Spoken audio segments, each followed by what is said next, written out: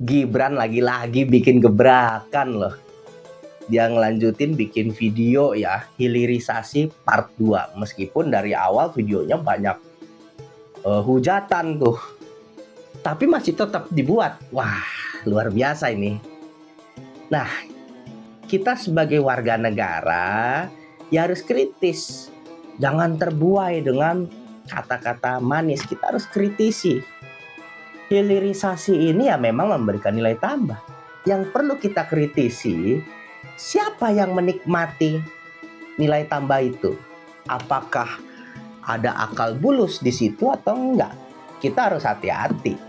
Nah, makanya kita harus kritik kepada kebijakan yang dibuat oleh pemerintahnya dalam rangka memperbaiki negara ini. Simak terus di Benang Kusut Tata Negara.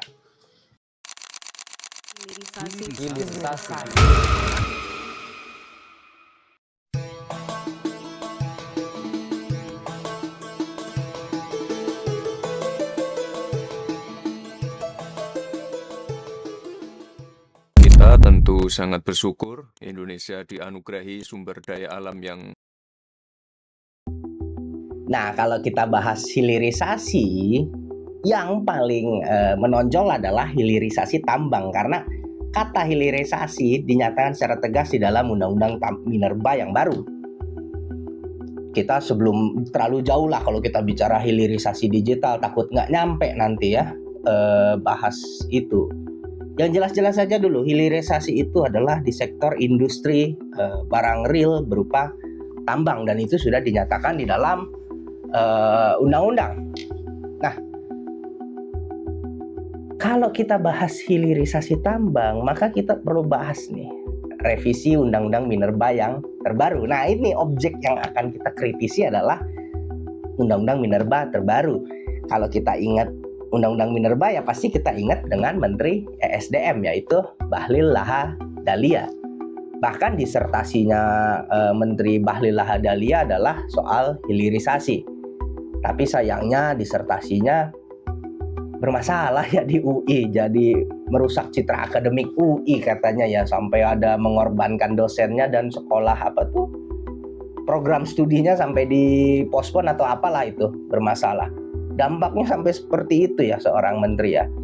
Jadi memang disertasinya tentang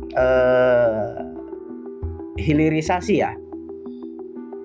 Kalau misalnya secara akademik sudah doktor, seharusnya kalau membuat kebijakan itu harus ada riset. Apalagi levelnya menteri doktor. Tapi kemarin kita jangan bahas hilirisasi dulu lah. Masalah kecil aja dulu, masalah LPG 3 kilo aja. Itu kajiannya gimana? Yang masalah kelangkaan LPG itu. Sampai ada nyawa melayang loh. Ini gimana ini? Katanya dokter. Ya harusnya hal sepele seperti itu ada kajiannya dong. Nah, makanya nih kita akan bahas nih satu paket kebijakan-kebijakan yang dibuatnya ini benar-benar ada kajiannya nggak? Tentu satu paket apa yang diomongin Gibran, Bahlil, dan Presiden Prabowo. Karena dalam satu kesatuan yang namanya pemerintah.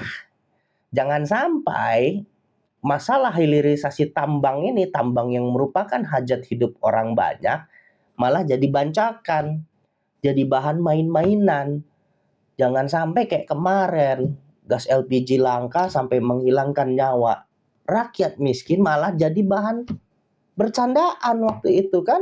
Nah, ini fatal sekali, tapi masih dipertahankan. Kita kembali ke permasalahan utama ya, soal revisi Undang-Undang Minerba. Meskipun seru juga bahas permasalahan Bahlil ya, pasti nggak ada habis-habis ya. Tapi kita fokus saja ya, karena kita kajian akademis, kita coba cek revisi Undang-Undang Minerba. Jadi sebelum ada revisi, ini saya gugat dulu ke Mahkamah Konstitusi. Waktu itu ada kebijakan mau membagikan konsesi tambang secara prioritas tanpa lelang ya, kepada ormas keagamaan. Nah, itu problematik. Saya gugat ke MK, perdebatan panjang. Dan akhirnya putusan MK itu jadi alasan DPR untuk melakukan revisi Undang-undang Minerba. Nah, ini yang harus kita kritisi nih. Ini karena dibuatnya juga kebut hanya nggak nyampe 1 bulan. Kayak Undang-undang TNI dan BUMN lah nih. Ini bahaya nih. Jangan sampai luput ya masalah Undang-undang Minerba ini karena banyak celah potensi kebocoran kekayaan kita. Meskipun hilirisasi itu ya bagus ya karena memberikan nilai tambah ya bagi negara. Cuman kembali ke pertanyaan nanti nilai tambahnya untuk siapa? Jangan sampai lu lagi orangnya ini lagi orang dekat pejabat lagi. Nah, ini makanya harus kita kritisi ini. Sebenarnya kebijakan hilirisasinya seperti apa? Jadi jangan hanya mendengarkan video Gibran saja, tapi kita baca ya undang-undangnya. Yuk kita lihat di layar ya. Nah, ini ada di Undang-Undang Nomor 2 tahun 2025 ya tentang perubahan Undang-Undang Minerba ya, revisi ya. Itu ada di pasal 51B. Ini soal hilirisasi ya.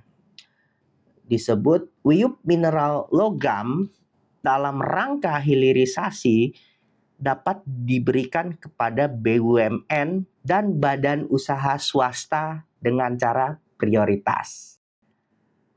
Nah, yang jadi seru cara prioritas. Jadi kalau kita bandingin dengan pasal sebentar ya. Kita cari dulu. Misal ya, pasal 51 ya, wiup mineral logam diberikan kepada badan usaha koperasi, perusahaan persorangan, badan usaha kecil menengah, atau badan usaha yang dimiliki oleh ormas keagamaan dengan cara lelang atau dengan cara pemberian prioritas. Jadi ada kata atau, dia bisa dilakukan secara lelang atau dengan cara pemberian prioritas. Salah satunya aja bisa, karena dia dengan kata atau, maka dengan cara pemberian prioritas, maka bisa tanpa melalui lelang. Nah, ini yang waktu itu jadi permasalahan ormas keagamaan kan soal prioritas ini. Jadi apakah dia harus lelang atau tidak? Kalau tidak dengan lelang itu kan wani piro atau misalnya dekat dengan pejabat, ya kan tinggal penunjukan langsung. Nah, ini rentan dengan KKN di sini sebenarnya celahnya. Kalau lelang kan menjadi seleksi terbuka ya, semua bisa tahu berkompetisi, berkontestasi sehingga lebih transparan. Nah, kalau dengan cara prioritas ini favoritisme aja, ormas mana yang paling disukain, lalu UMKM, koperasi mana yang disukain oleh pejabat, kan bisa, kemungkinannya bisa seperti itu.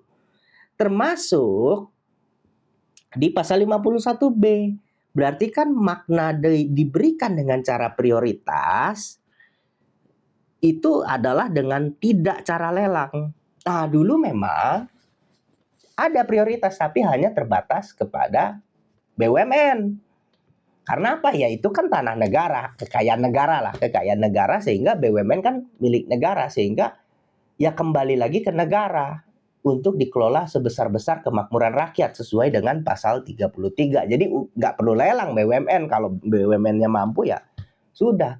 Nah, kalau yang lain selain BUMN ya harus lelang. Dulu konsepnya begitu.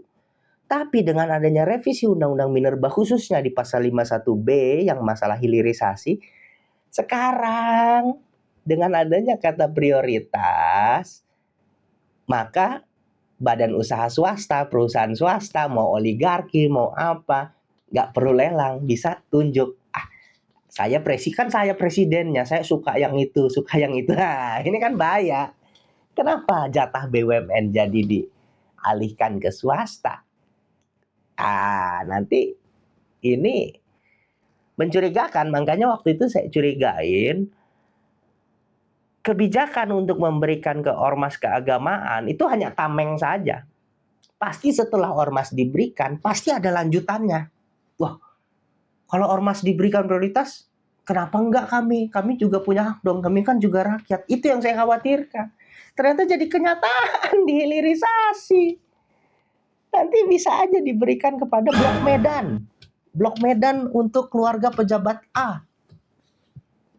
Yang tadinya itu merupakan bagian dari korupsi, sekarang jadi legal. Karena apa? Undang-undangnya menyatakan loh, itu adalah pemberian dengan cara prioritas. presiden atau pejabat berhak untuk memberikan itu dengan cara prioritas, nggak perlu lelang. Ini ngeri kalau menurut saya ya. Ngeri. Jadi hilirisasi baik, ada memberikan nilai tambah, tapi dengan adanya pasal 51B, nanti yang menikmati nilai tambah itu lu lagi. Misalnya oligarki lagi. Nanti ormas keagamaan udah nggak bisa kritis lagi karena loh, kamu kan juga udah dapat, udah diam aja lah. Ini kan jadi pertanyaan. Makanya kemarin itu pas pembahasan di DPR ya, Muhammadiyah ini mengkritisi nih. Kenapa ini ada swasta di hilirisasi? Itu perlu dikaji secara mendalam, apa maksudnya. Waktu itu Muhammadiyah mengkritisi itu. Tapi tetap diburu-buru tuh diundang-undangkan yang nggak nyampe 1 bulan atau sekitar 1 bulan. Nih maksudnya ada apa ya? Nah makanya nih Muhammadiyah juga harus hati-hati menerima ini nih. Jangan sampai ini jadi jebakan dan jadi cacat sejarah yang jelek ke Muhammadiyah.